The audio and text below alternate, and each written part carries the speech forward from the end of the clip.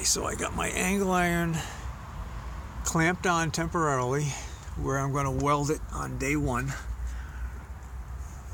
You can see across the frame the single piece, and then this little extra piece I got up here that's going to cover the rot in front of the body mount behind the control arm. Up underneath, let's take a look. We're going to have to take the muffler off in order to be able to weld this up in the front. This looks pretty good up in here.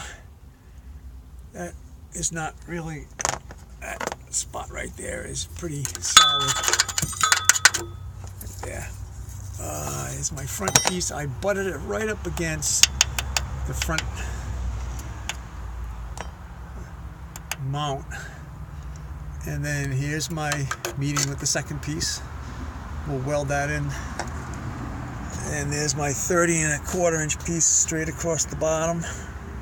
And then here's where it meets the back. The back piece, again, we'll weld it here. And then I actually working this one right up and over.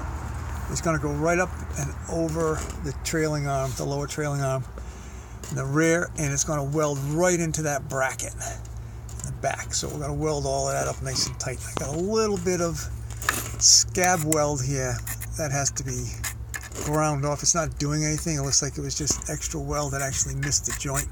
I'm going to grind that off so this plate will drop right in nice and flat when the time comes to weld it up.